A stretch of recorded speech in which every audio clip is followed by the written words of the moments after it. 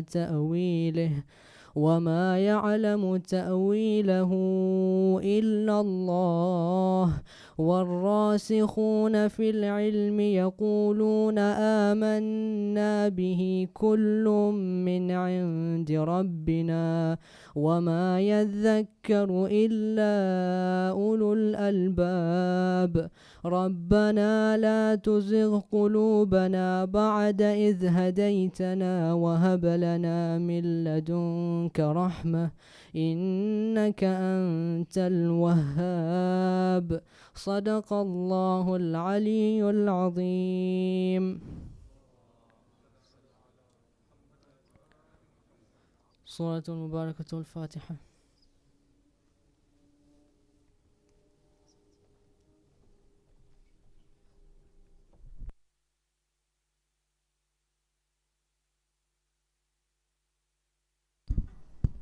محمد وآل Muhammad salawat.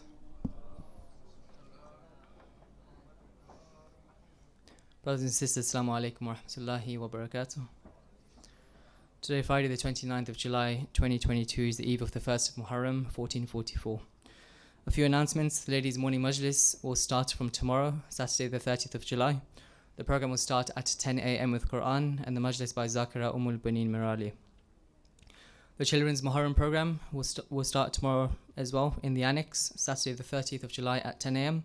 This will be parallel to the ladies' Majlis. And the main program for ladies and gents will start at 7:45 p.m. with Quran. The Urdu Majlis by Sheikh Jafar in the main hall, and here in the ALC by Sheikh Salim Yusufali. Please note, details on when we will commemorate the day of Ashura will be communicated by tomorrow, Saturday, once we have moon sighting confirmation. Muharram Majalis sponsorship scheme is £810 per night. Those wishing to sponsor either in part or full, please contact Brother Mushtaq Qasim or Brother Sujat Tijani in the gents, or the chair lady Nasima by Kareem in the ladies. The Muharram Niyaz Fund is also open. Please donate generously at the Treasurer's desk. Those who have not paid their membership subscription, you can also pay this at the desk, or you can pay it online on the Hujjat website. COVID infections are rising among members of the community. With the upcoming Muharram programs and Azadari, attendees are advised to exercise caution when attending events, and more advice can be found on the Hujjat website. Lastly, those wishing to recite Marthia, Noha and Duaz during Mahe Muharram and Safar are kindly advised to email their requests to recite@hujjat.org. We'll continue the program with Marthia. Please welcome with salawat ala Muhammad wa ali Muhammad.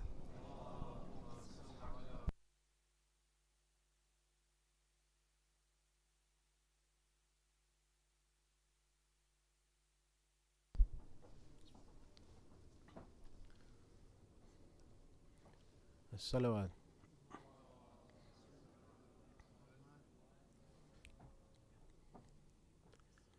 लुट गए आले अबा, लुट गए आले अबा, कत्ल शबीर हुए, छिन गई ज़ैनब की रिदा, लुट गए आले अबा, लुट गए आले अबा। आज 18 बनी फातिमा का खून बहा, लुट गए आले अबा, लुट गए आले अबा, कत्ल शबीर हुए, छिन गई ज़ैनब की रिदा,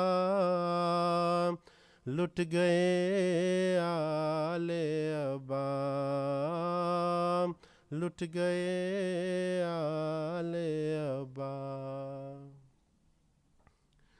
नहर पर बाजुए सकाए हरम काटे गए, नहर पर बाजुए سکائے حرم کاٹ گئے دکھ بڑے نانا سہے دکھ بڑے نانا سہے بازوئے سبت نبی شیر دلاور نہ رہا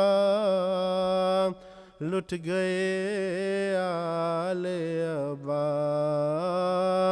لٹ گئے آل ابا قتل شبیر ہوئے چھن گئی زینب کی ردا لٹ گئے آل ابا لٹ گئے آل ابا سر کھلے اونٹوں پہ سیدانیاں سب ساتھ گئی راہیے شام ہوئی راہیے شام ہوئی کوئی پرسانو مددگار نہ ان کا ہے رہا لٹ گئے آل ابا لٹ گئے آل ابا قتل شبیر ہوئے چھن گئی زینب کی ردا لٹ گئے آل ابا لٹ گئے آل ابا داغ لے کر میں 72 کا سوئے شام گئی تھی عجب در بدری تھی عجب در بدری بیڑیاں پہنے ہوئے عابد بیمار پڑا لٹ گئے آل ابا لٹ گئے آل ابا قتل شبیر ہوئے چھن گئی زینب کی ردا لٹ گئے آل ابا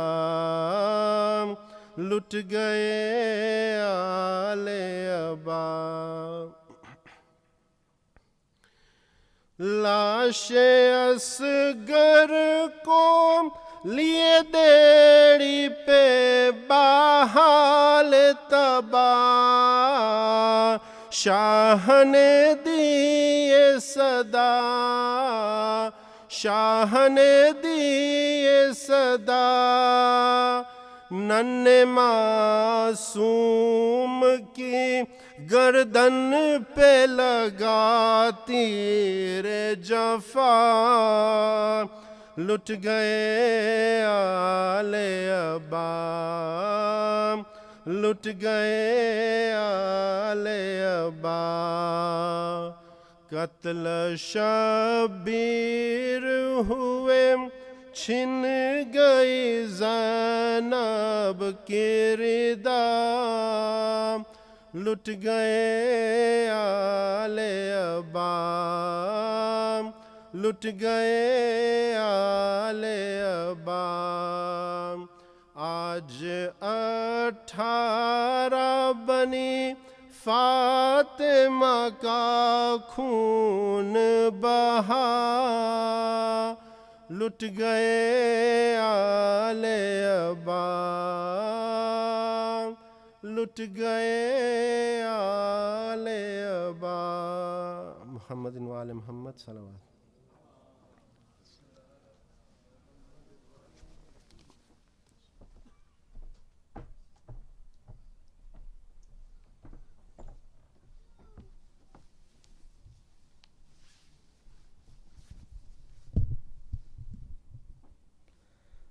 صلوات الله محمد وآل محمد.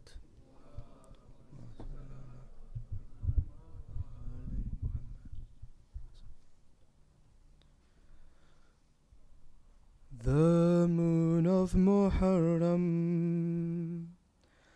times of sadness have come.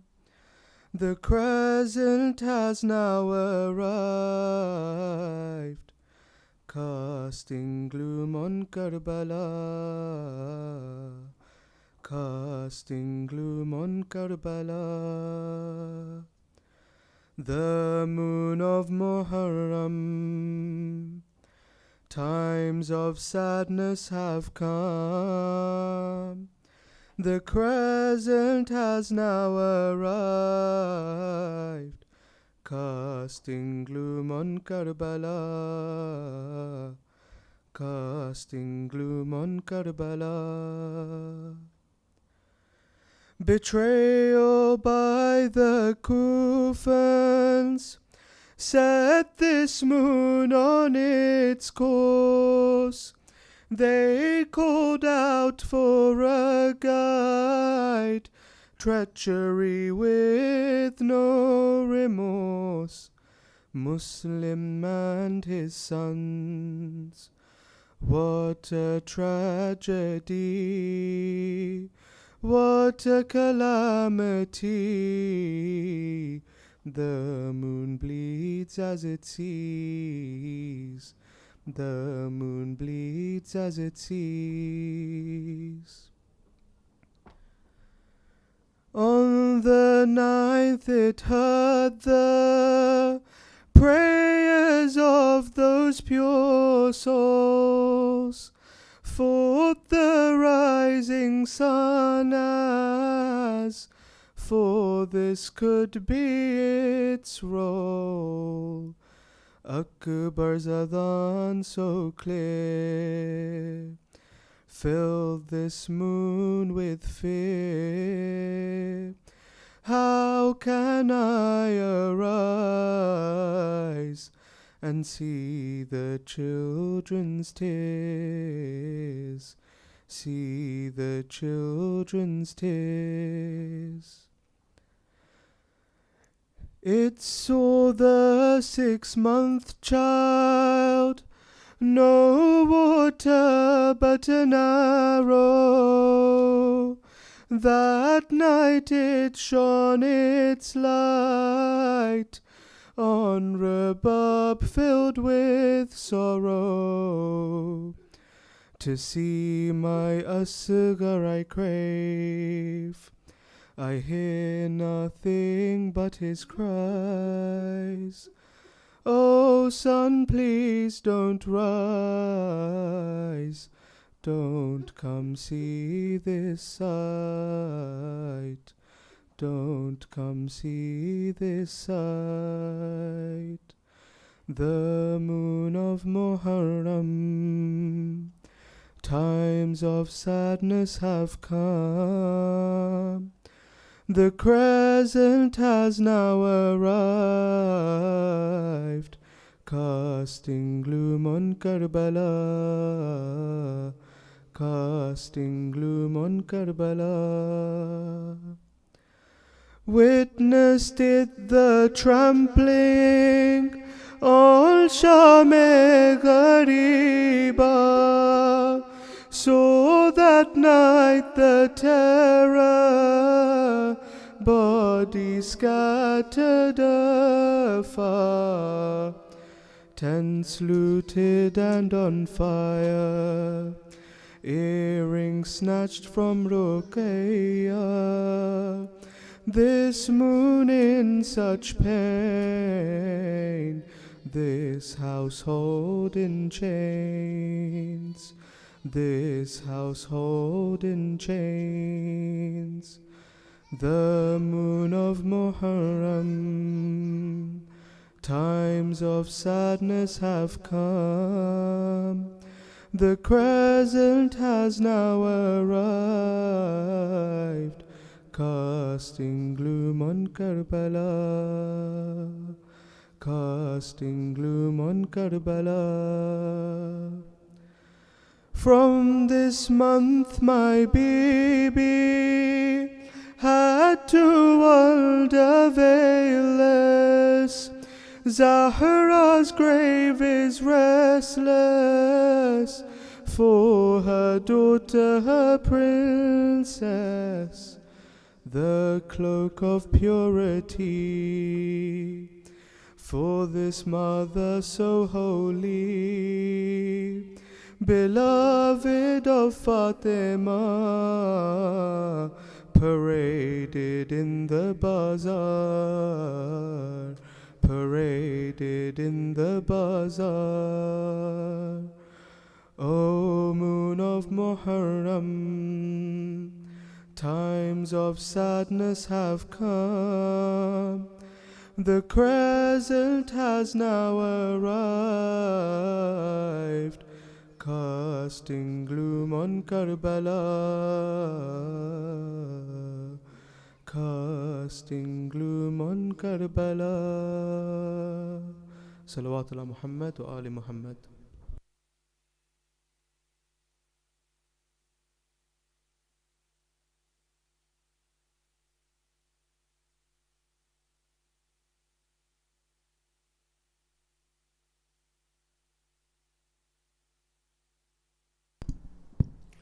Muhammad wa Ali Muhammad, salawat.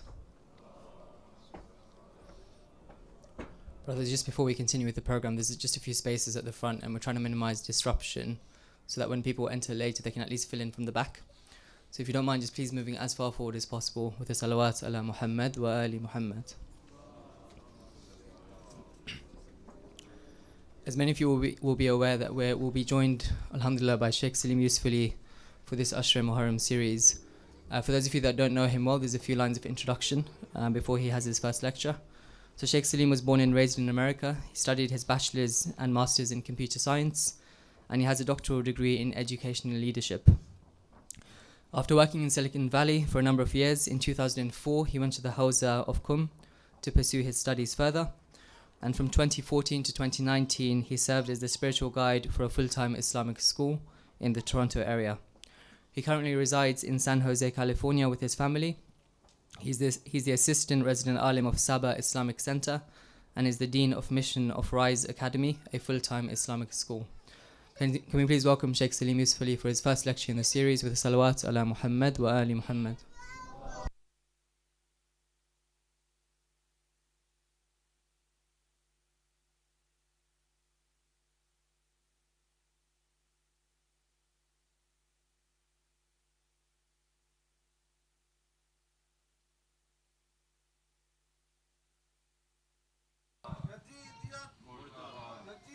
Just put this down. Thank you.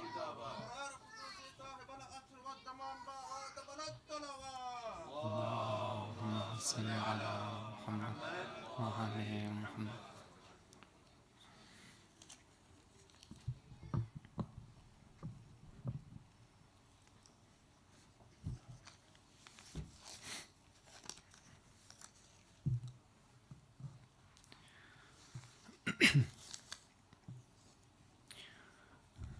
As a gift to all the marhumin and marhumat, let's recite Surah Al-Fatiha, please.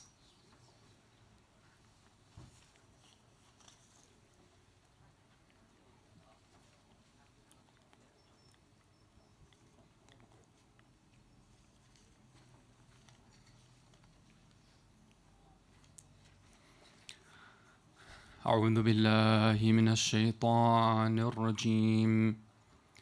بسم الله الرحمن الرحيم. الحمد لله رب العالمين. لا حول ولا قوة إلا بالله العلي العظيم. والصلاة والسلام على أشرف الأنبياء والمرسلين وخاتم النبيين وسيد المرسلين أبي القاسم محمد.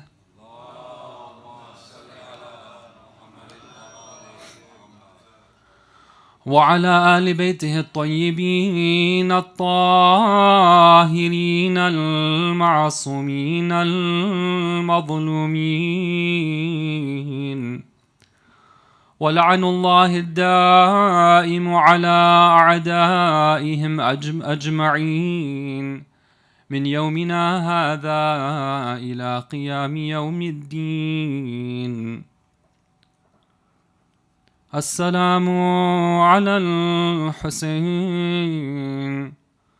وعلى علي بن الحسين وعلى أولاد الحسين وعلى أصحاب الحسين. Respected scholars and elders and brothers and sisters, عظم الله أجورنا وأجوركم بمصابنا بالحسين عليه السلام.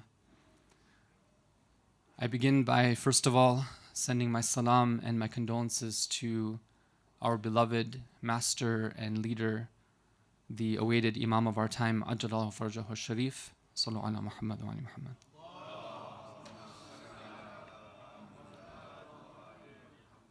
And all the respected believers, I send my condolences on the arrival of the month of Muharram, of course depending on the moon sighting.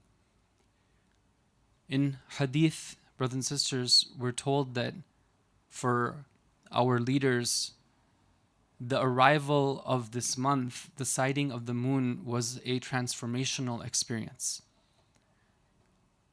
Maybe there was a time in the past where this needed no explanation. For everyone, it was clear that when this new year comes about,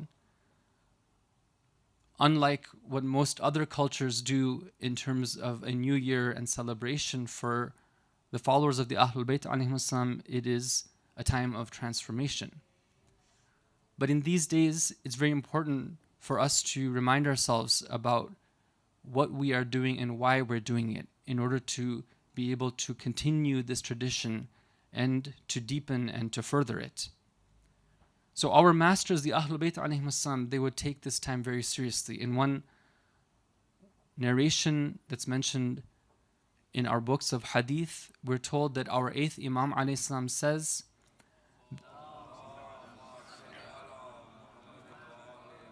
that the month of Muharram, even in the pre-Islamic era, was a time when the shedding of blood was prohibited. But it was the month in which they shed our blood. It was the month in which they violated our sanctity. It was the month in which they took our women and our children as prisoners.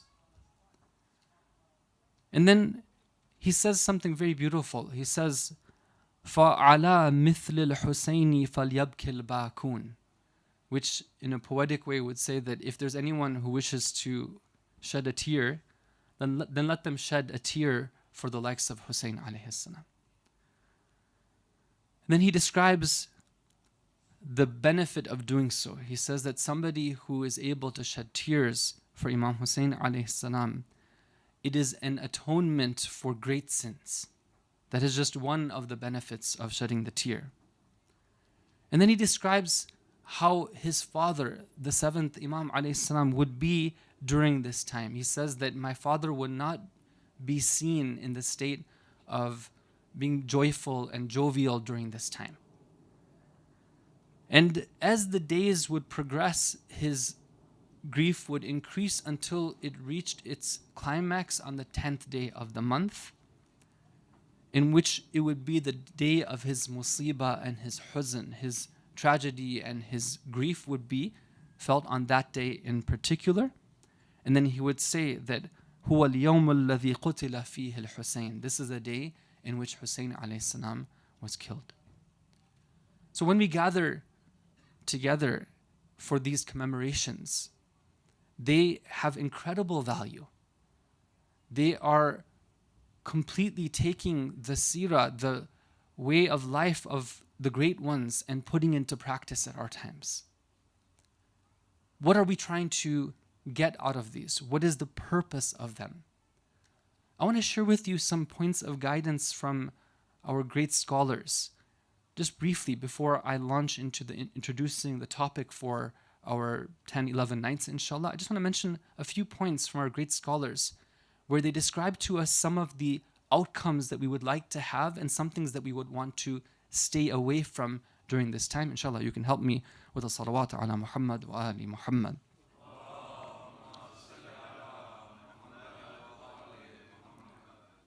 The first purpose, brothers and sisters, that we're here for is to become acquainted with or to deepen our understanding of the teachings of Imam Hussein alayhi salam. We're here to learn. We're here to be reminded. This Imam of ours, this Shaheed, was able to demonstrate so much in his actions, and every one of them is worth studying from many different angles. And every year, you must have noticed that as you come to the Majalis and you think about what took place and you learn from the different opportunities that are presented, your understanding, your ma'rifah, it deepens. This is one of the very important goals that we would like to achieve. Our understanding of Imam Hussein alayhi salam right now, compared to what is going to be, inshallah, after the day of Ashura, we should have increased. And for that purpose, we typically in our communities, we will have different type of speakers who come and share different points.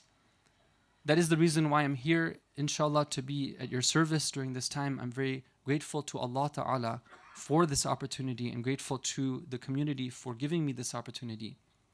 My humble request is that when I'm here, please see what you can do to, inshallah, reach out and, greet and maybe make a connection. There's limited time that we have with each other, especially to our young ones. Don't be scared.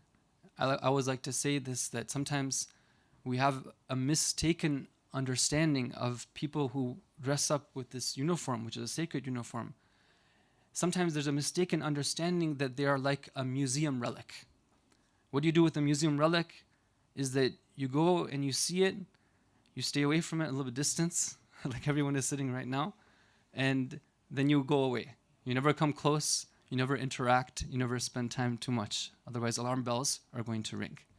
I can assure you there's no alarm bells going to ring if you come up, and inshallah we can meet, we can greet, and we can make those connections. And sometimes these one-to-one connections can be much more effective than whatever can be conveyed from the formal opportunities that are there. The second goal and objective, brothers and sisters, is that once we have reacquainted and deepened our understanding of the teachings of Imam Hussein alayhi salam, we need to be looking to see how can we be leading Husseini lives. This is one of the outcomes that we are trying to achieve. Some type of practical change that is taking place, because knowledge is truly beneficial when it is acted upon. You've heard the story of the beggar who was so hungry that he was crying out of his hunger. And the rich man comes along and he says to him, "What is it that's making you cry?" He says, "I'm so hungry." So the rich man had just bought a whole loaf of bread. He sits down next to the poor man and he says that you're crying, I'm going to cry with you as well. So the two of them have a good cry. And then the rich man gets up and he says, "I had a good cry with you, goodbye." And the poor man says, "Well, thank you, but I was hoping for some of the bread, because really I'm crying because of hunger and the bread that you have would help me."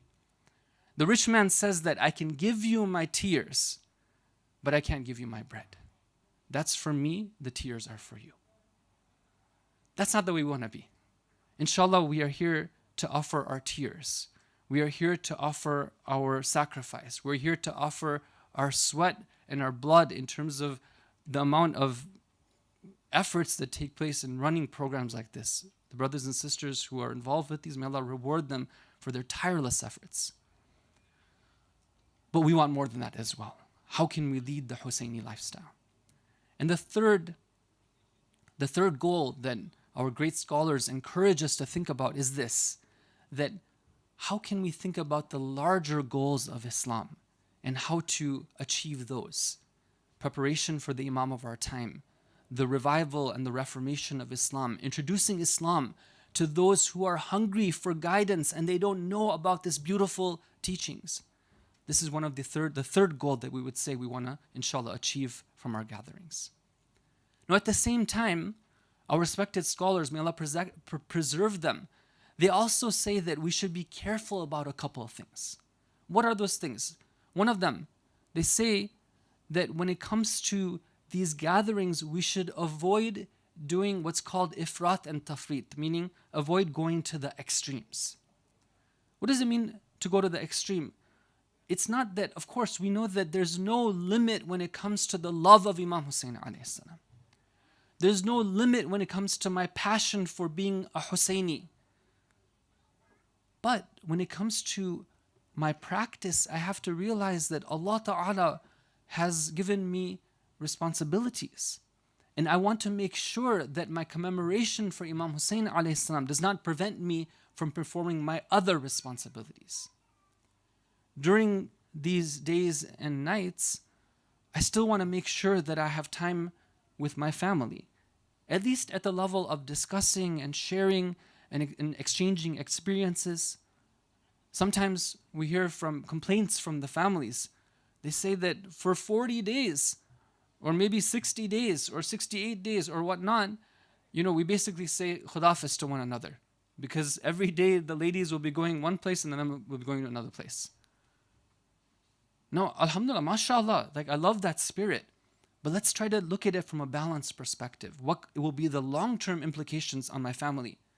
In these key times of development, we want to make sure that our bonds are very strong and that communication is also taking place. At the very least, we're afterwards, sometime in the day, we're exchanging notes. We're talking about okay, so those words, for example, that were said in the beautiful Marthia or the Noha that recited, did they mean something to you? Or, for example, that point about that story about the beggar and the rich man, what did you take from it? And so on and so forth. That's number one, is avoiding extremes. And of course, the other extreme would be to say that these days are just like any other day. And, if we make it and we get a chance, then we'll turn it on the live stream and we'll see what we can do in terms of tuning in. But otherwise, my life will be just like normal. As we saw, the Ahlul Bayt and Islam's lives would change during this time. Number two, second thing we want to avoid, inshallah, is that we would like to avoid any acts that would lead to flaming the fuel of discord and disunity. This is something that Amaraja have guided us towards. And whether we are in the spiritual homelands, or whether we are in the lands of ghurba, where we are, for example, here, the same principle applies. We need to do things tactfully, things that will allow us to be a source of adornment for the Ahlul Bayt alayhim salam, not people who will take people away from the Ahlul Bayt alayhim salam and be a source of shame for them. This is number two. And number three, we want to make sure that we do things that will strengthen the position of the religion. One of the things I always encourage my respected brothers and sisters, those who organize the programs, may Allah reward them for their efforts. I say that, brothers and sisters, let's put on those programs just like this, very well organized, beautifully decorated programs that will be something that it would be a source of pride for us to bring somebody here who doesn't know anything about it. They would be honored to be here. They would find it attractive. Not in some places, we find that instead, for example, let's say there's somebody who's interested in Islam, we make sure that we don't bring them in these first 10 days. Because it's just something which we can't explain to them, and it's something which we'd rather them not be there for whatever reasons. Right? We have to be thinking about this. We have a responsibility when it comes to this message of Imam Hussein alayhi salam. It is not something which is solely my possession or your possession or the community's possession. Imam Hussein's message was a universal message. We want to make sure, inshallah, we don't do anything to hamper the spread of this universal message. So inshallah, these were 3 points of advice about what we want to take from these gatherings, and 3 things that we want to, inshallah, stay away from during these gatherings. And that now allows me to spend some moments and some minutes introducing the topic for these nights. Inshallah, you can help me with the salawat ala Muhammad wa ali Muhammad.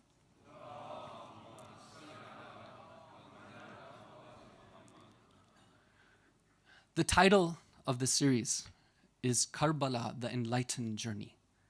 Now that is a generic title, but inshallah you'll see in the course of the nights, those of you who will be with us, that these words were chosen with precision, meaning that there's something we're going to describe about Karbala and enlightenment.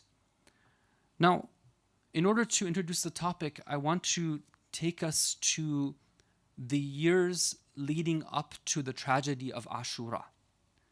And we want to evaluate what's happening in the Muslim Ummah at that time. From some perspectives, if we were to look at history, things were actually going pretty well from some criteria. You know, when you want to evaluate something, what's really important is you have to see what criteria are you using to evaluate. Because depending on that, your results are going to differ. So from some criteria, things were going pretty well. For example, if you were to take a poll and statistics and you say the number of those who had memorized the Quran in the Muslim Ummah from the time of our Prophet to the time of Imam Hussein, you'd see that the graph is increasing. People were memorizing the Quran. People were gaining more familiarity with the teachings of the Quran, at least on an outer level. There were people who were living beyond the Prophet's time, meaning that they lived past the Prophet, people who were the writers of the wahi of the Quran, meaning that they could tell stories about how different ayat were revealed at different times. There was people who were living at that time who could tell the stories of what happened in Badr and Uhud and Khandaq and all these Ahzab, all these great battles. They could tell these stories. You could go and meet these living legends. People like Ammar, people like Salman, at least for some time, they were alive. From some perspective, things were going well. The mosques might have been full at that time. The Quran was being read.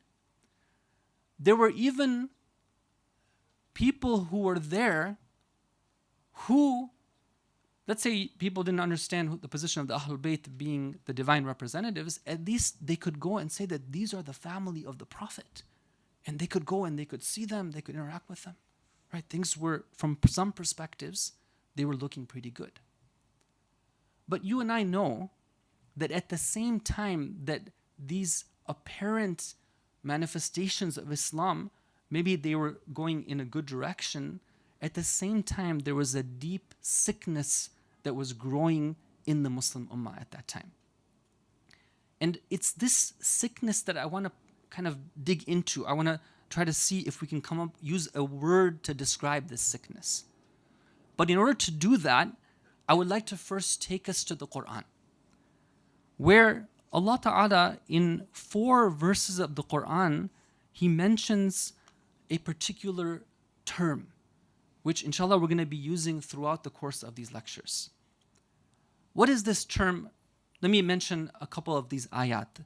The first one is Surah Al-Ahzab. Allah Ta'ala says, أعوذ بالله من الشيطان الرجيم وقرنا في بيوتكن ولا تبرجن تبرج الجاهلية الأولى. This command is for the wives of the Prophet, specifically, where Allah Ta'ala tells them that you stay in your homes. Right? This was a special command for the wives of the Prophet. And then He gives a command, another command, which applies to the wives of the Prophet first and foremost, but then also it's a general command, which is what? Do not do tabarruj. Tabarruj comes from the word buruj, like towers. Right? You know how they're very apparent. You can see them from far away. Allah says that don't do things so that you are visible like towers. Now then He describes those particular activities that would make a lady, a female, visible by saying that that is the type of activity that belongs to al-jahiliyatil ula. Jahiliyyah, of course, means the era or the mannerisms of ignorance, the lifestyle of ignorance. That's ayah number 1. Ayah number 2, Allah Ta'ala is describing in Surah Al-Imran what happened in the battle of Uhud. Now you know from Islamic history that Battle of Uhud was a difficult battle for the Muslims. Because at one point, they were in the lead and then things went completely the other way and they ended up losing a lot of casualties. Even some thought that our Prophet, our beloved Prophet, had been killed, and there was a lot of grief that took place after this battle.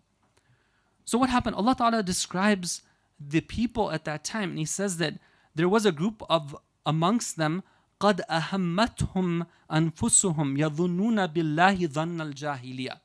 There was people who were thinking and they were suspecting and thinking and they were bringing back the beliefs of the era of ignorance, the Jahiliyyah.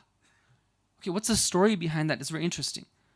There were some people who had a very black and white understanding of the way this world works. They used to think that, if you just, all you got to do if you want to make it in this world is you got to find the right God to connect to, right? So let's say, for example, the stone God is your good luck God. Then if you go to that stone God, then you're going to find success in everything that you do. You'll win all your battles. You'll get all your trade the way you want it. And you'll even get married on top of that. Everything's going to be good for you, okay? But if it doesn't work, then you go to the wood god, maybe that's going to work for you. So they used to think that depending on how you chose your god, you just connected to the right, sort of deity, then success is guaranteed for you. So they were thinking that, okay, we know that our prophet is the prophet, we know Islam is the religion, so then, well, of course we're going to be victorious. Everything we do, we're going to find success in. What was wrong here, the thing that was wrong in their thinking is that now when they started to see that failure, they started to think that, hey, maybe we didn't connect to the right deity, right? Maybe this whole approach of trusting solely in Allah and letting Him determine the results is not the right approach to take. So Allah reveals a verse and He corrects their thinking. Don't go back to that way of thinking. Now you're supposed to be elevated in your thinking. You have one source, one mudabbir, one entity that manages your affairs, one entity in which you trust, one who is in charge. But you should know that that one who is in charge acts according to wisdom and according to a certain system. At times you may see success. At times you might see apparent failure. But as long as you're doing your duty, you are still successful. So Allah corrects their thinking. And there's other ayat as well that I'm not going to mention right now. But what I do want to say is that in the Quran, at times Allah warns people that now that you have Islam, don't go back to Jahiliyyah. Jahiliyyah, the era of ignorance, as you can see from these examples, it can apply to the way we do things, our actions. It can apply to the way that we perceive things, our beliefs. And in other examples, it can be in the way that we construct our ethical system, the way we see our values. All of them can fall under Jahiliyyah.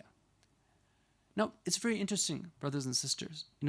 There were people who would read these ayat of the Quran and they would memorize them and they would think about them and reflect upon them, and sometimes they would have a question.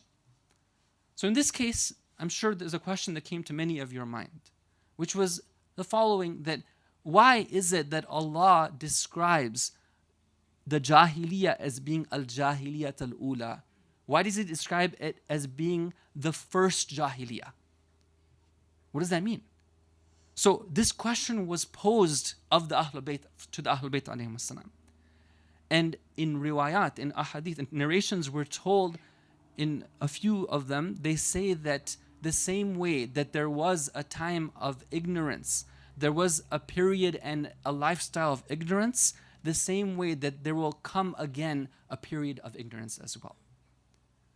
And in one tradition, we're told that our Prophet says that that second period of ignorance will be worse than the first period of ignorance. So if we go to the time of Imam Hussein alayhi salam, we will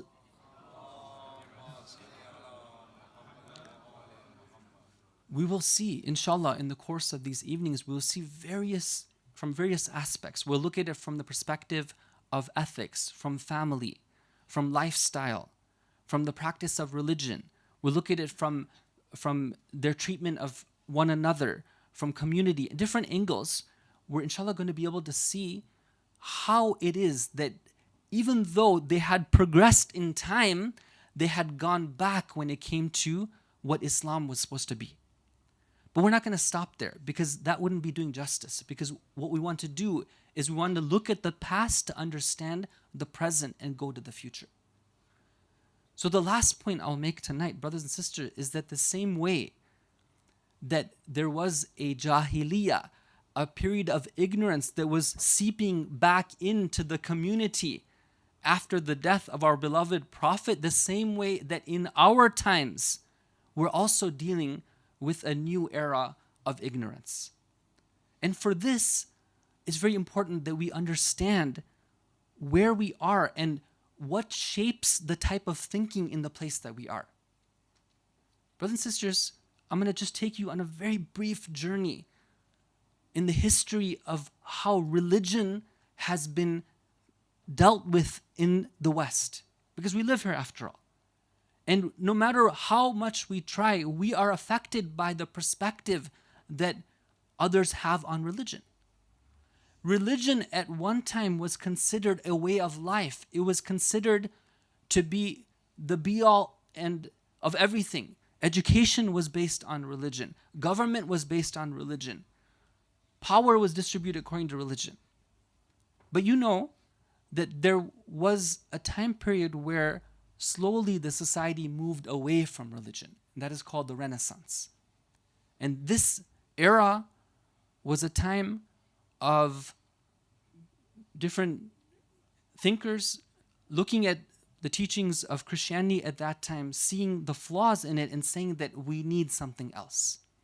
And slowly they began to move away from religion. Religion was there, but religion was boxed into its own place in life.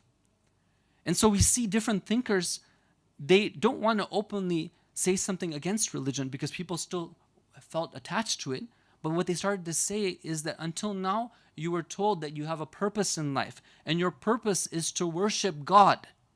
But now you should know that your purpose is no longer to worship God. Your purpose is to be all that you can be. You define your own purpose. God has given you unlimited potential. Go and find what you can be to the maximum. This idea of worship and servitude, it was slowly taken away. And then we fast forward to the next era, the age of enlightenment, and we see that now the trend moves even further. Now we have thinkers who say that God is there. God created, but God created in a way where it was such an amazing creation that He created and then He left it to be. So practically speaking, whether God is there or not, it doesn't matter. It's up to you. You go ahead and find your own way. And it progressed from there. We had a time period where now they said that, you know what? There's nothing like any established truths that you're learning from your society or from your parents. You make your own meaning. You construct your own meaning. You do however you feel, whatever you think is right, you go for it.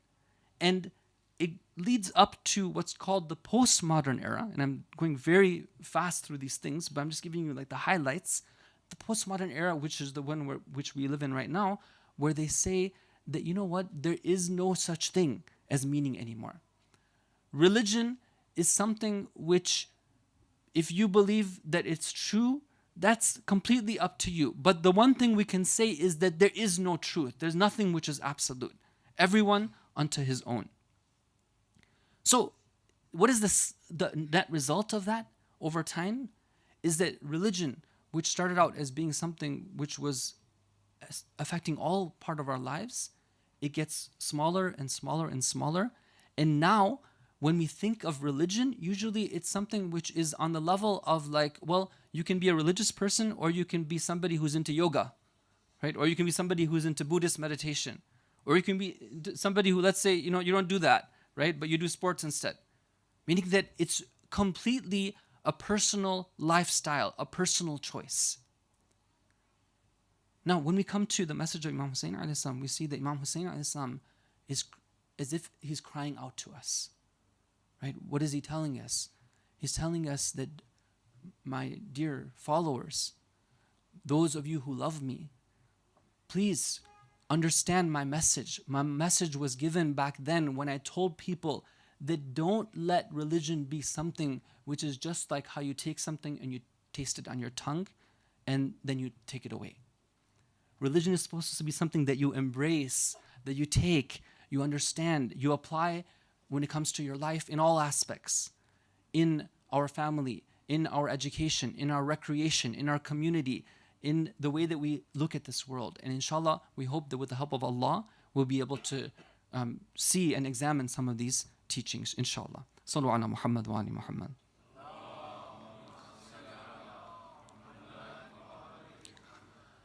Brothers and sisters, as we now move to the Masa'ib portion of our program this evening, I just want to mention one story to, inshallah, inspire us. One of our living maraji, may Allah protect him, he says that I used to attend the dars, the lesson of one of the great scholars in the city of Najaf. And this scholar, Sallu ala Muhammad wa ala Muhammad,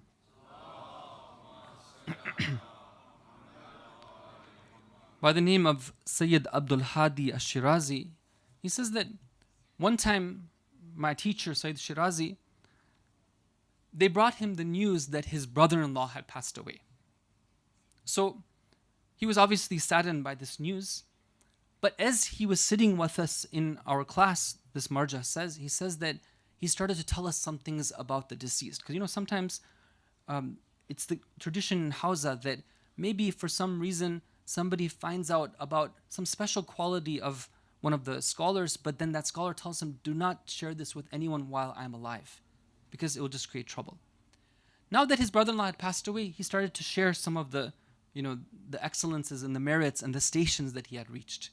So he says something very interesting. He says that one time, this is the teacher of one of the living marja, he says that one time I saw a dream.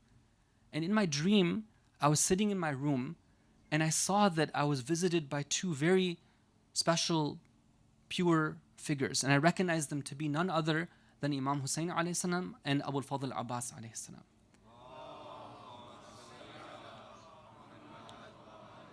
And I saw that they were taking note of all those who were the dhakirin of the Ahlul Bayt alayhim salam, those who were somehow responsible for allowing others to shed tears for Imam Hussein alayhi salam. And I saw that Imam Hussein alayhi salam ordered Abu al-Fadl, he says to him, my brother, please add the name of so-and-so. And I recognized it was the name of my brother-in-law. So when I woke up from my dream, and then the next time my brother-in-law visited me, this scholar, he says that I said to him, what have you done? Right? And I described to him the dream. And he says, I saw that my brother-in-law was overcome with emotion. And he tells me what happened. He says that, until now, I've never had the tawfiq or the opportunity to do the masa'ib. I'm a teacher, I'm a scholar, but I've never done this part of, mentioning the story of Imam Hussein. But I was reflecting about the traditions regarding the importance of crying and making other people cry. Man baka aw abka aw tabaka wajabat lahul jannah. Whoever cries or makes somebody else cry or even tries to cry, Allah Ta'ala has promised that person Jannah, paradise. So I thought to myself that, let me at least try. So I said I would get a book, I'll take it home, and just for my own family, I'll start telling the story. I'll read from the book and let's see what happens. So I talked to my friends and I said, do you have a book I can borrow? They didn't have anyone. Finally, one of them said that, okay, here's a book. I took it home for my family. I have 2 children. For the 10 nights of Muharram, I started to do this. I would open the book and I would just read the story. And I see that just because of this act, this is the reward that has been given to me. Brothers and sisters, this gathering of ours, alhamdulillah, may Allah be thanked, may we feel that gratitude that He has given us this tawfiq to be able to gather for this gathering. Inshallah, we want to try to, if we can cry or at least bring tears to our eyes as we remember the story. Sallallahu alayka ya Aba Abdullah. Sallallahu alayka ya ibn Rasulillah. Traditionally, on this first night of Muharram, we remember the departure of the beloved Ahlul Bayt alayhim as-salam from Madinatul Rasul, from the city of their grandfather. We know that when the message came to Imam Hussein alayhi salam that you have to give bay'ah to Yazid, Imam Hussein alayhi salam was very insistent on following the principles. He exclaimed, "Inna lillahi wa inna ilayhi raji'un, wa ala al-Islam as-salam." Let's bid farewell to Islam if this ummah is tried with the leadership of one like Yazid. Someone like me will never give bay'ah to Yazid. He orders his family members, he tells them that this is the time for us to leave. We need to get ready, we're going on a journey. That night in Medina, Imam Hussein alayhi salam is preparing for a journey. He has been foretold that this journey will be a one-way trip. He will not come back to the city of Medina. So what is it that Imam Hussein alayhi salam is doing on this evening? We're told that he wants to visit 3 graves, 3 dear ones to him. Who are these dear ones? It is his brother and his beloved mother, Fatimatu Zahra, and his beloved grandfather, Rasulullah.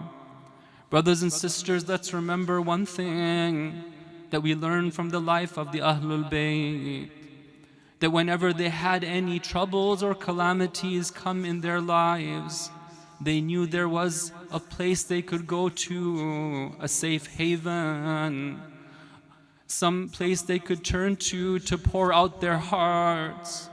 They could go to Rasulullah, they could go to Fatimatu Zahra. Imam Hussein alayhi salam goes to the grave of his grandfather. He cries out to him, "Ya Rasulullah, O my beloved grandfather, it is me, Hussein. I am your grandson, the son of your daughter. Ya Rasulullah, look at what these people are doing to me. These people have abandoned me. فاشهد أنهم خذلوني ولم يحفظوني. Ya Rasulullah, this is my complaint to you until I meet you."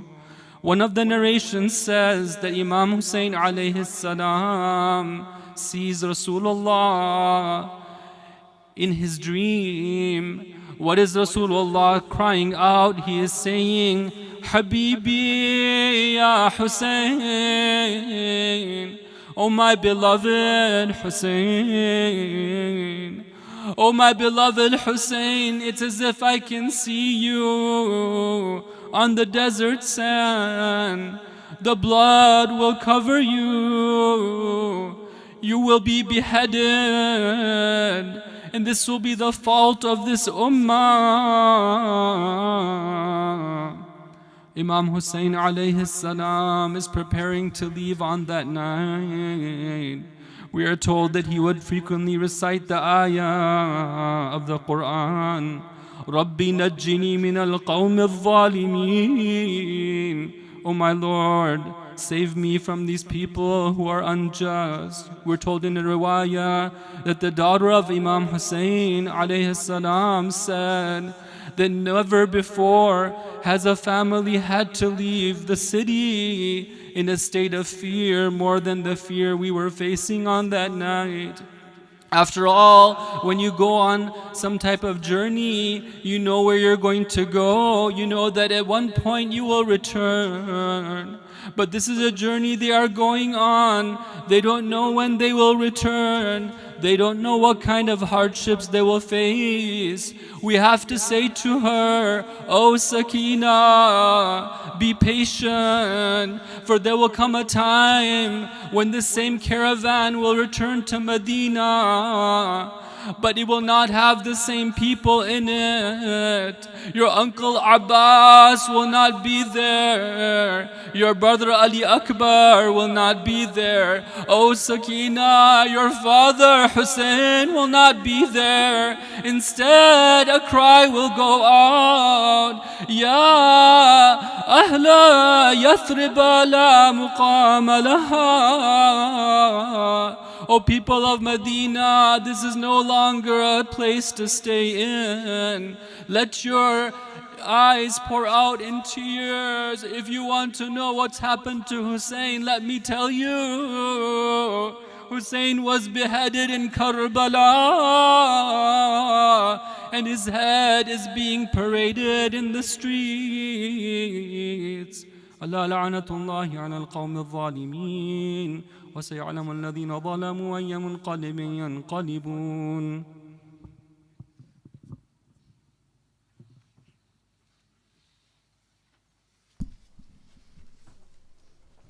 Fatima Hussein.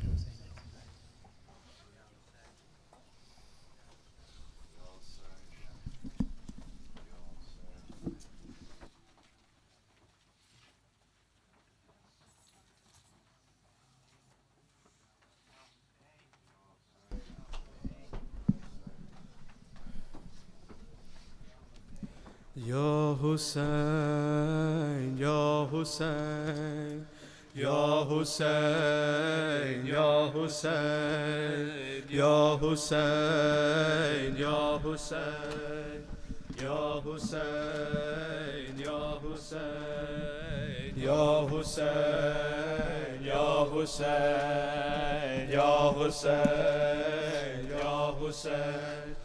Ya Hussein, Ya Hussein, Ya Hussein,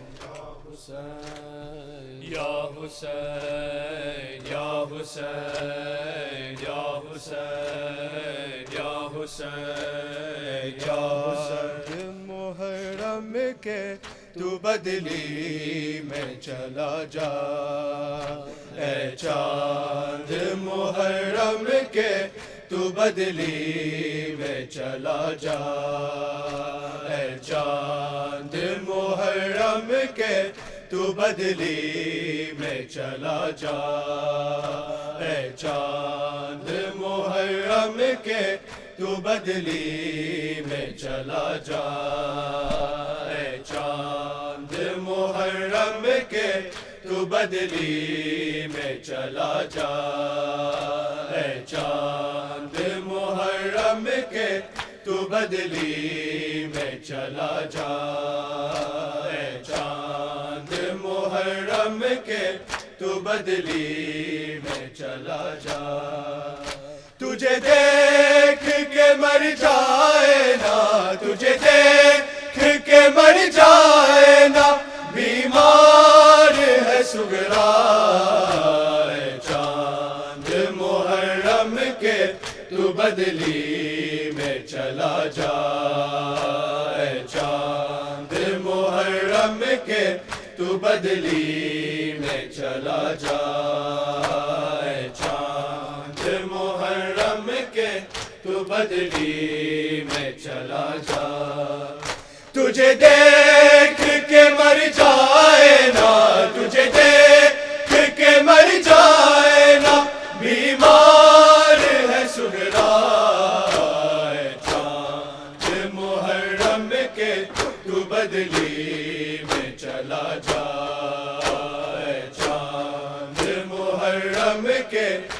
بدلی میں چلا جا، اے چاند محرم کے تو بدلی میں چلا جا۔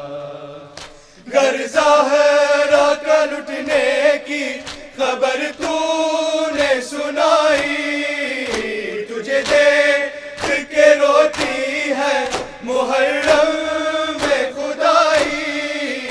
1400 برس بیتے، 1400 برس بیتے، سب کرتے ہیں شریعت، چاند محرم کے تو بدلی میں چلا جا، چاند محرم کے تو بدلی میں چلا جا، چاند محرم کے تو بدلی میں چلا جا۔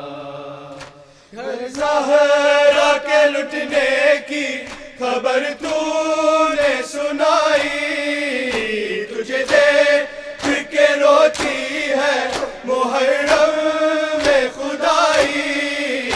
1400 برس بیتے، 1400 برس بیتے، سب کرتے ہیں گریہ، چاند محرم کے تو بدلی میں چلا جا، چاند محرم کے تو بدلی میں چلا جا، چاند محرم کے تو بدلی میں چلا جا۔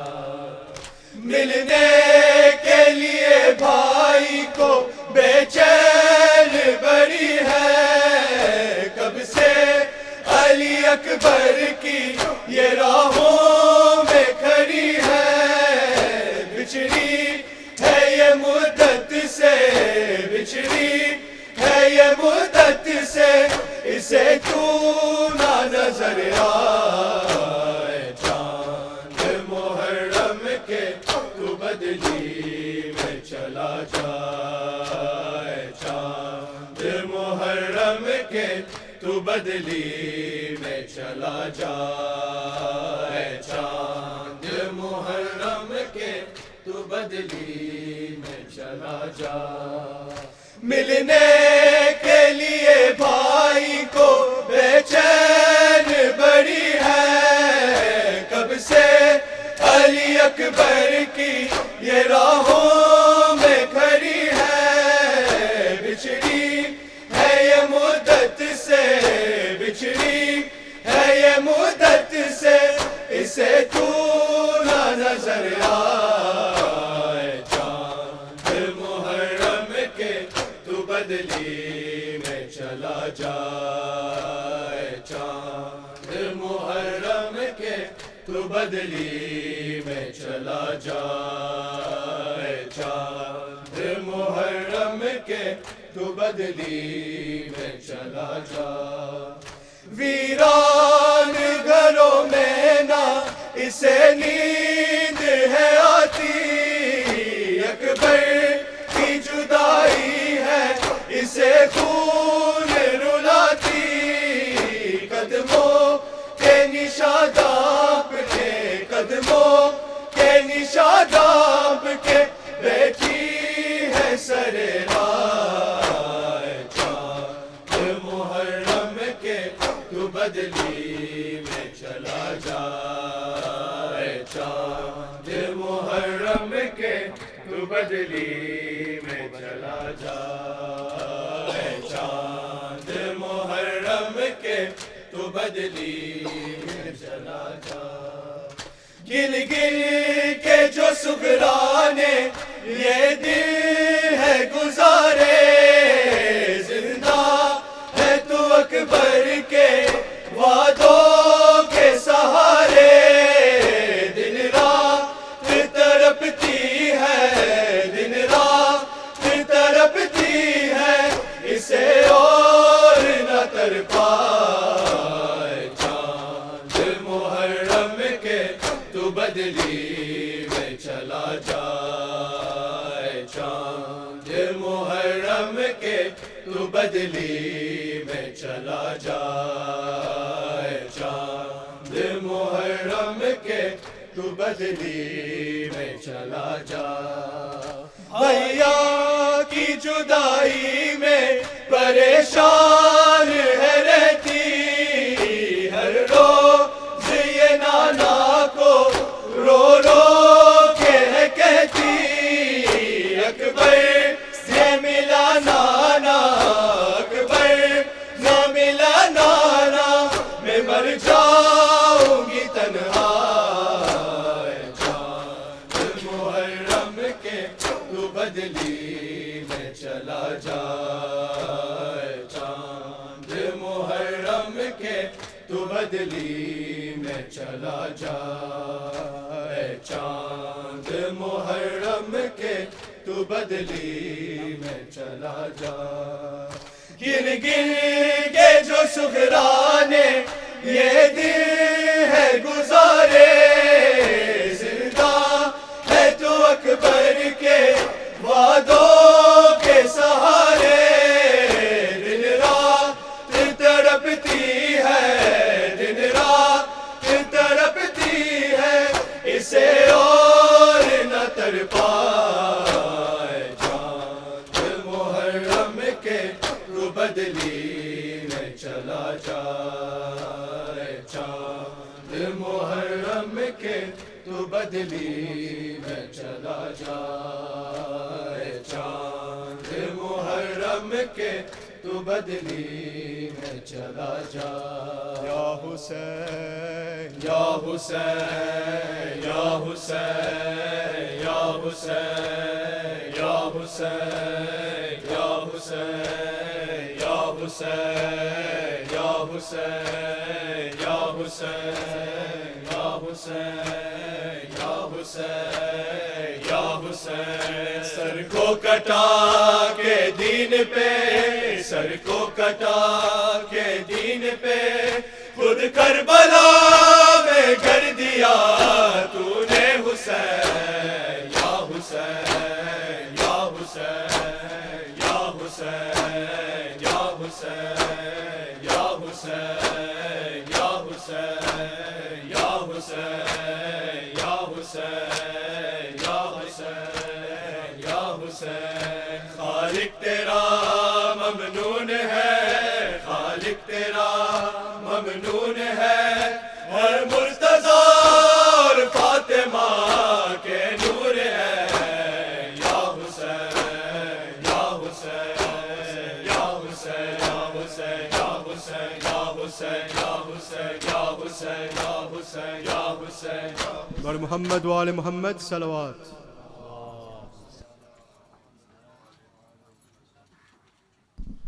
Brothers, Salah time is inshallah in 2 minutes, so inshallah we'll have ziyarat after Salah. Please prepare for Salah. There are moors near the entrance to the marquee. Ahsant.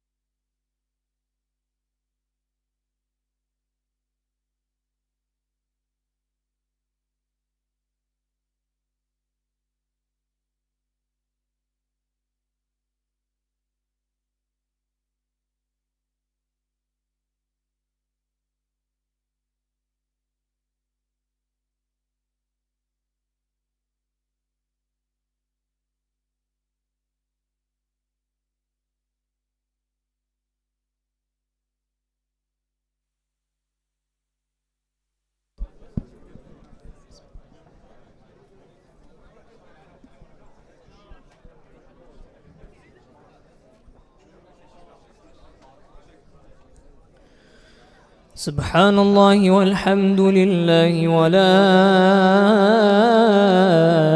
إله إلا الله والله أكبر. الله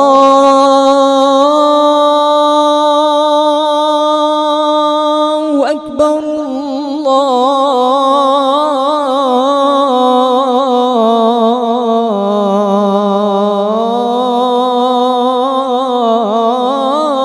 الله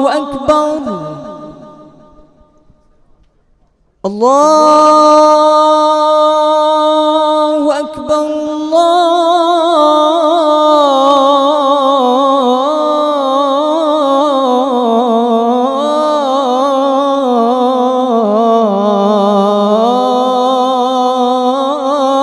الله أكبر. أشهد أن لا إله إلا الله.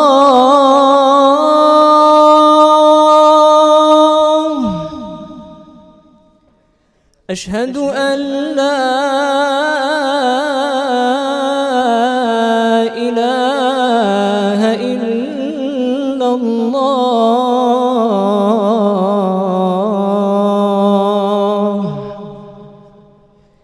أشهد أن محمدًا رسول الله.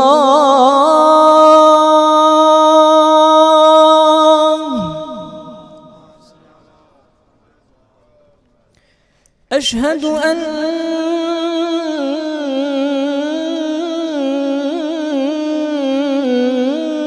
محمدًا رسول الله.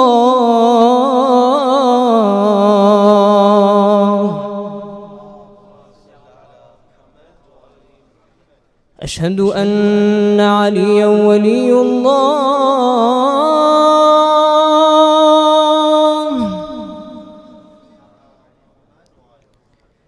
أشهد أن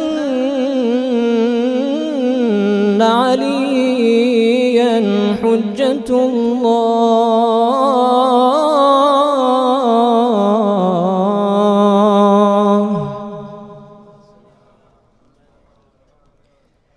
حي على الصلاة.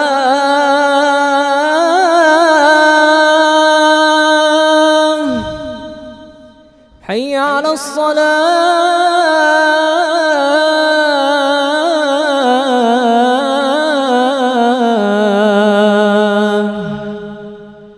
حي على الفلاح.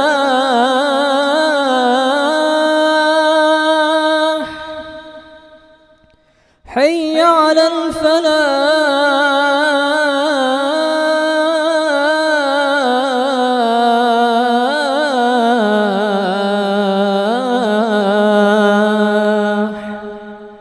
حي على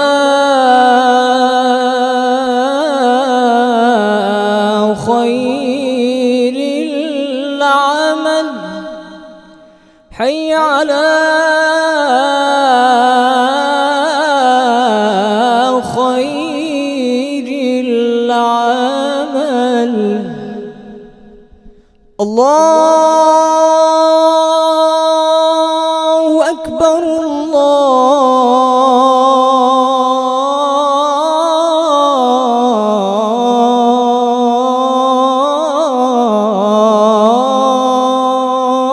الله أكبر.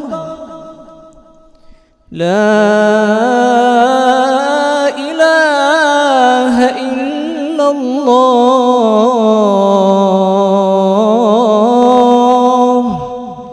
لا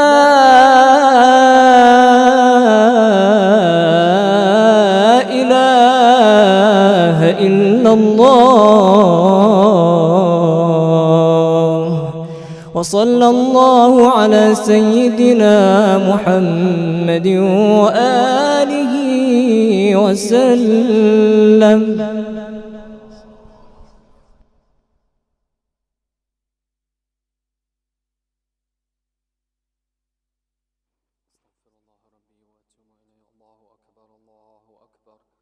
أشهد أن لا إله إلا الله. أشهد أن لا إله إلا الله. أشهد أن محمدا رسول الله.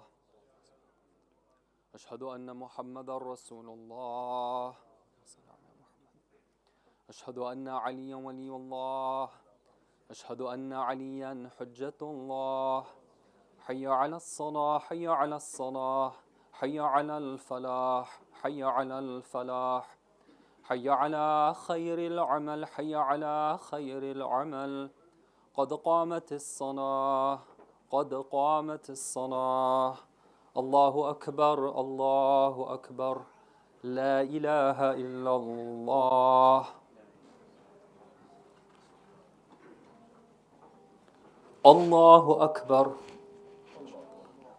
بسم الله الرحمن الرحيم الحمد لله رب العالمين الرحمن الرحيم مالك يوم الدين إياك نعبد وإياك نستعين اهدنا الصراط المستقيم صراط الذين أنعمت عليهم غير المغضوب عليهم ولا الضالين بسم الله الرحمن الرحيم والعصر إن الإنسان لفي خسر إلا الذين آمنوا وعملوا الصالحات وتواصوا بالحق وتواصوا بالصبر الله أكبر سبحان ربي العظيم وبحمده سبحان الله سبحان الله سبحان الله سمع الله لمن حمده الله أكبر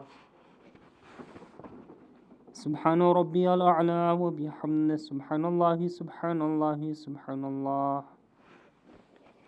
الله أكبر أستغفر الله ربي وأتوب إليه الله أكبر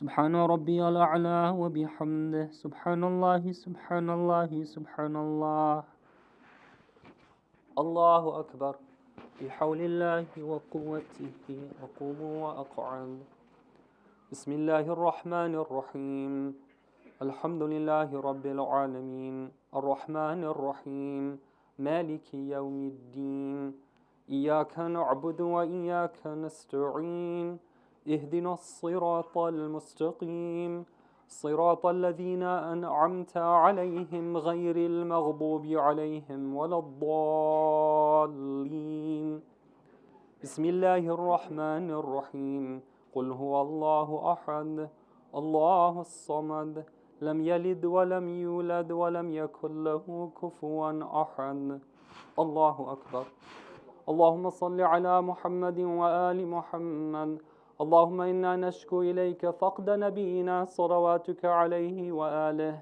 وغيبة ولينا وكثرة عدونا وقلة عددنا وشدة الفتن بنا وتظاهر الزمان علينا الله أكبر سبحان ربي العظيم وبحمده سبحان الله سبحان الله سبحان الله سمع الله لمن حمده الله أكبر سبحان ربي الأعلى وبحمده سبحان الله سبحان الله سبحان الله الله أكبر أستغفر الله ربي وأتوب إليه الله أكبر سبحان ربي الأعلى وبحمده سبحان الله سبحان الله سبحان الله الله أكبر الحمد لله أشهد أن لا إله إلا الله وحده لا شريك له وأشهد أن محمدا عبده ورسوله اللهم صل على محمد وآل محمد بحول الله وقوته أقوم وأقعد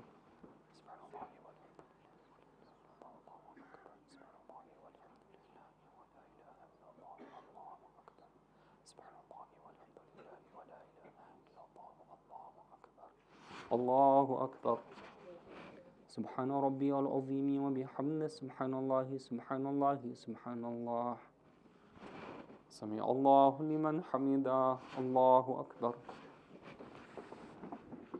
سبحان ربي الأعلى وبحمده سبحان الله سبحان الله سبحان الله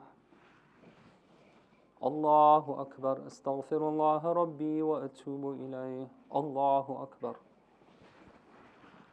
سبحان ربي الأعلى وبحمده اللهم صل على محمد وآل محمد يا ولي العافية نسألك العافية الله أكبر أشهد أن لا إله إلا الله وحده لا شريك له وأشهد أن محمدا عبده ورسوله اللهم صل على محمد وآل محمد السلام عليك أيها النبي ورحمة الله وبركاته السلام علينا وعلى عباد الله الصالحين السلام عليكم ورحمة الله وبركاته الله أكبر الله أكبر الله أكبر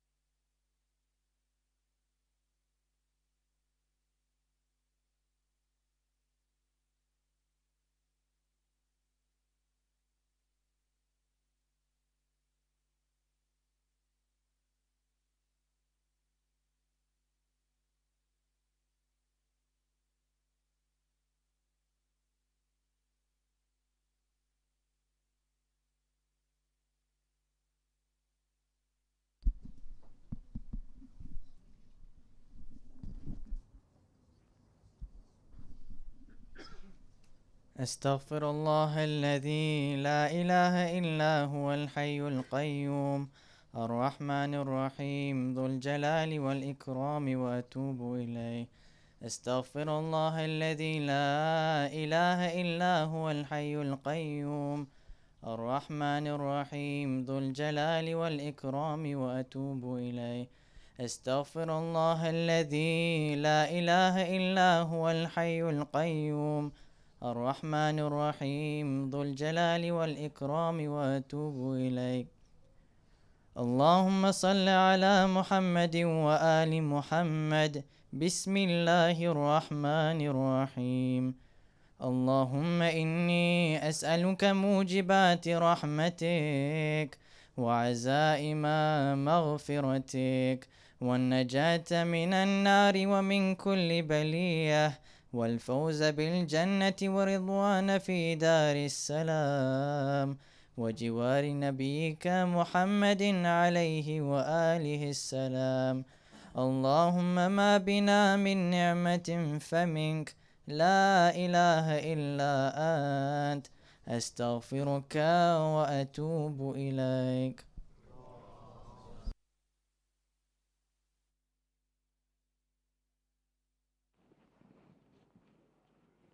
أستغفر الله ربي وأتوب إليه. الله أكبر الله أكبر. أشهد أن لا إله إلا الله. أشهد أن لا إله إلا الله. أشهد أن محمدا رسول الله. أشهد أن محمدا رسول الله. أشهد أن علي ولي الله. أشهد أن عليا حجة الله. حي على الصلاة حي على الصلاة حي على الفلاح حي على الفلاح حي على خير العمل حي على خير العمل. قد قامت الصلاة قد قامت الصلاة. الله أكبر الله أكبر. لا إله إلا الله. الله أكبر. بسم الله الرحمن الرحيم. الحمد لله رب العالمين الرحمن الرحيم مالك يوم الدين. إياك نعبد وإياك نستعين. اهدنا الصراط المستقيم صراط الذين أنعمت عليهم غير المغضوب عليهم ولا الضالين. بسم الله الرحمن الرحيم. إنا أعطيناك الكوثر فصل لربك وانحر إن شانئك هو الأبتر. الله أكبر. سبحان ربي العظيم وبحمده. سبحان الله سبحان الله سبحان الله. سمع الله لمن حمده. الله أكبر. سبحان ربي الأعلى وبحمده. سبحان الله سبحان الله سبحان الله. الله أكبر. أستغفر الله ربي وأتوب إليه. الله أكبر. سبحان ربي الأعلى وبحمده. سبحان الله سبحان الله سبحان الله. الله أكبر. بحول الله وقوته أقوم وأقعد. بسم الله الرحمن الرحيم. الحمد لله رب العالمين الرحمن الرحيم مالك يوم الدين. إياك نعبد وإياك نستعين. اهدنا الصراط المستقيم صراط الذين أنعمت عليهم غير المغضوب عليهم ولا الضالين. بسم الله الرحمن الرحيم. قل هو الله أحد الله الصمد لم يلد ولم يولد ولم يكن له كفوا أحد. الله أكبر. اللهم صل على محمد وآل محمد. ربنا اغفر لي ولوالدي وللمؤمنين يوم يقوم الحساب. رب ارحمهما كما ربياني صغيرا. الله أكبر. سبحان ربي العظيم وبحمده. سبحان الله سبحان الله سبحان الله. سمع الله لمن حمده. الله أكبر. سبحان ربي الأعلى وبحمده. سبحان الله سبحان الله سبحان الله. الله أكبر. أستغفر الله ربي وأتوب إليه. الله أكبر. سبحان ربي الأعلى وبحمده. سبحان الله سبحان الله سبحان الله. الله أكبر. أشهد أن لا إله إلا الله وحده لا شريك له وأشهد أن محمدا عبده ورسوله. اللهم صل على محمد وآل محمد بحول الله وقوته أقوم وأقعد.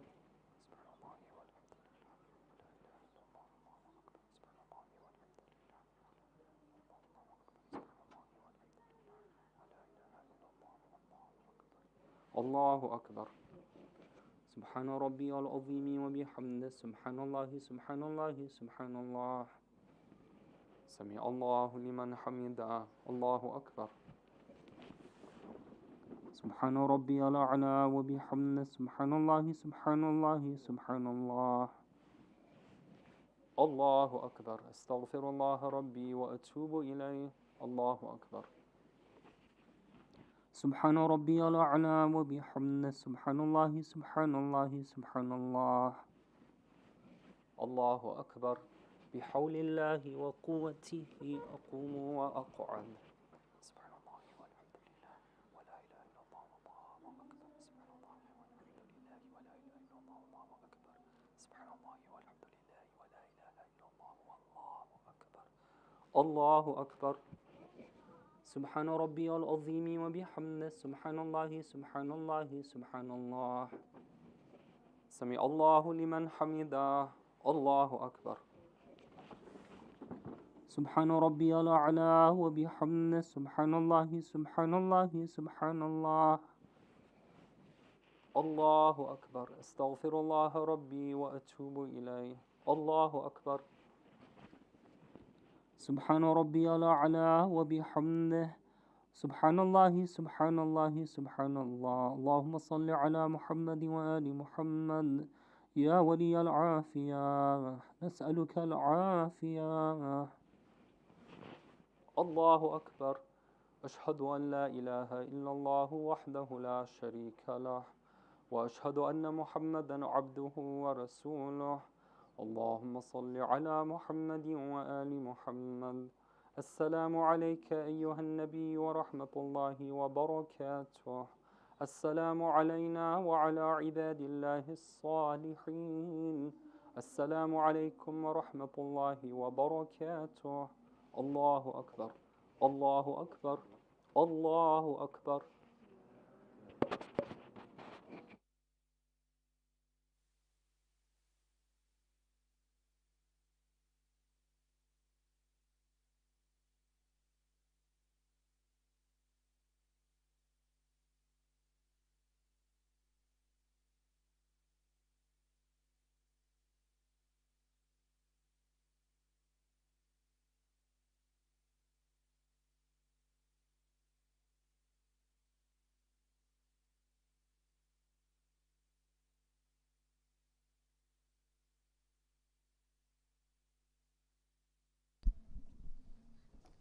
استغفر الله الذي لا إله إلا هو الحي القيوم الرحمن الرحيم ذو الجلال والإكرام وأتوب إليه.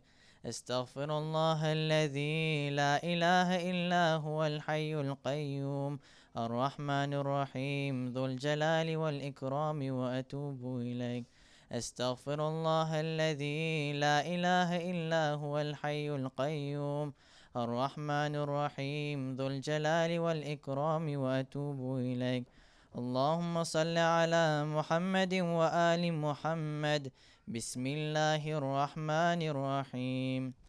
اللهم إنه ليس لي علم بموضع رزقي وإنما أطلبه بخطرات تخطر على قلبي فأجول في طلبه البلدان فأنا فيما أنا طالب كالحيران لا أدري أفي سهل هو أم في جبل أم في أرض أم في سماء أم في بر أم في بحر وعلى يدي من ومن قبل من وقد علمت أن علمه عندك وأسبابه بيدك وأنت الذي تقسمه بلطفك وتسببه برحمتك. اللهم فصل على محمد وآله واجعل يا ربي رزقك لي واسعا ومطلبه سهلا ومأخذه قريبا ولا تعنني بطلب ما لم تقدر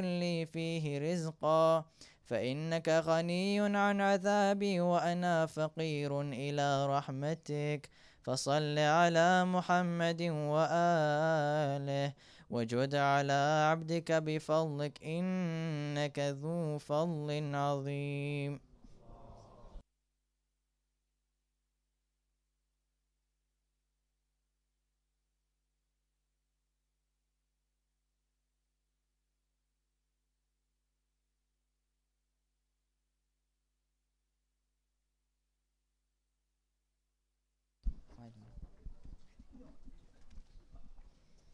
السلام عليك يا رسول الله، السلام عليك يا أمير المؤمنين، السلام عليك يا فاطمة الزهراء، السلام عليك يا خديجة الكبرى، السلام عليك يا حسن المجتبى، السلام عليك يا أبا عبد الله الحسين، وعلى 9 المعصومين من ذريتك، علي بن الحسين ومحمد بن علي وجعفر بن محمد وموسى بن جعفر وعلي بن موسى ومحمد بن علي وعلي بن محمد والحسن بن علي والحجة بن الحسن، عجل الله تعالى فرجك وسهل الله تعالى مخرجك وظهورك، والسلام عليكم ورحمة الله وبركاته.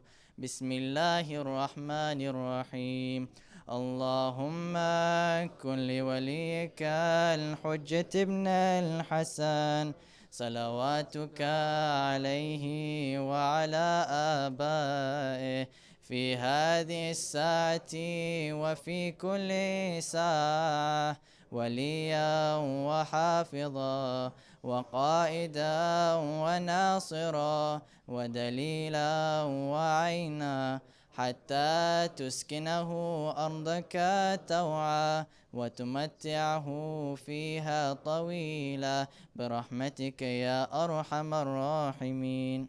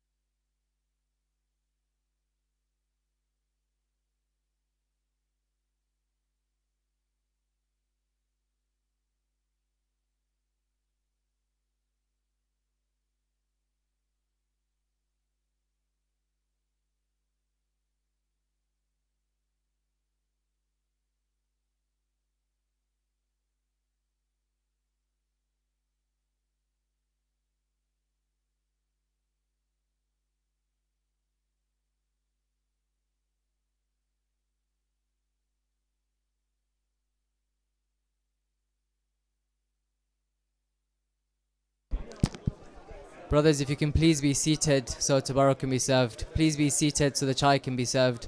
Otherwise you will not get chai. Please be seated. Ahsant.